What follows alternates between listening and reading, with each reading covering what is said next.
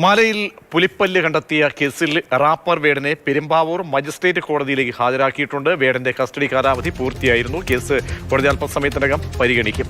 Pradeep Joseph നൽകും വിവരങ്ങൾ. പ്രദീപ്, ഈ കസ്റ്റഡി കാലാവധി അവസാനിക്കുന്നു, എല്ലാ നടപടിക്രമങ്ങളും പൂർത്തിയാക്കാൻ കഴിഞ്ഞു എന്നായിരിക്കുമോ ഇനി കോടതിയെ അറിയിക്കുന്നത്? അതല്ല കൂടുതലായി കുറച്ചുകൂടി വീണ്ടും കസ്റ്റഡിയിൽ വാങ്ങാനുള്ള സാധ്യതയാണോ? എന്താണ് നടപടിക്രമങ്ങൾ ആരംഭിച്ചോ? രതീഷ്, ഇന്ന് വൈകിട്ട് 5 മണി വരെയാണ് റാപ്പർ വേടനെ വനംവകുപ്പിന്റെ കസ്റ്റഡിയിൽ വിട്ടിരുന്നത്. തെളിവെടുപ്പ് ഉൾപ്പെടെ പൂർത്തിയായിരുന്നു. കസ്റ്റഡി കാലാവധി കഴിയുന്ന സാഹചര്യത്തിലാണ് ഏതാണ്ട് അരമണിക്കൂർ മുൻപ് വേടനെ പെരുമ്പാവൂർ ജുഡീഷ്യൽ 1ാം ക്ലാസ് മജിസ്ട്രേറ്റ് കോടതിയിൽ ഹാജരാക്കിയിരിക്കുന്നത്. അല്പസമയത്തിനകം ഈ കേസ് കോടതി പരിഗണിക്കും. അതേസമയം വേടനെ തുടർന്ന് കസ്റ്റഡിയിൽ വനംവകുപ്പ് ആവശ്യപ്പെടാൻ ഇടയില്ല എന്നാണ് സൂചന. കാരണം തെളിവെടുപ്പ് ഉൾപ്പെടെ പൂർത്തിയായിരിക്കുന്നു. ഈ സാഹചര്യത്തിൽ തുടർന്ന് കസ്റ്റഡിയിൽ ആവശ്യപ്പെടാൻ ഇടയില്ല. അങ്ങനെയെങ്കിൽ ഒരു പക്ഷേ വേടന്റെ ജാമ്യാപേക്ഷ ഇന്ന് പരിഗണിച്ചേക്കാം. കഴിഞ്ഞ ദിവസം ജാമ്യാപേക്ഷ സമർപ്പിച്ചു എങ്കിലും അത് വെള്ളിയാഴ്ച പരിഗണിക്കാൻ വേണ്ടി മാറ്റിവെച്ചിരിക്കുകയായിരുന്നു. നാളെ മെയ് ദിനം പ്രമാണിച്ച് കോടതി അവധിയാണ്.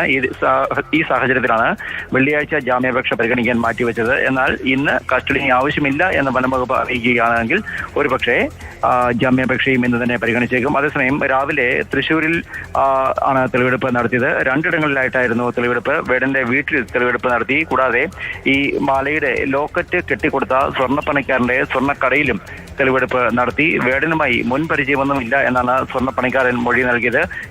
വേടനാണ് ഈ ലോക്കറ്റ് തിരികെ വാങ്ങിപ്പോയത്. ഇതിനുശേഷം മാത്രമാണ് വേടനാണ് ഈ വാങ്ങിപ്പോയ ആൾ എന്ന് പോലും താൻ അറിയുന്നത്. 1000 രൂപയിൽ താഴെ മാത്രമാണ് തനിക്ക് പണിക്കൂലിയായി കിട്ടിയത് എന്നും ഈ സ്വർണ്ണപ്പണിക്കാരൻ വനംവകുപ്പിനെ അറിയിച്ചിട്ടുണ്ട്.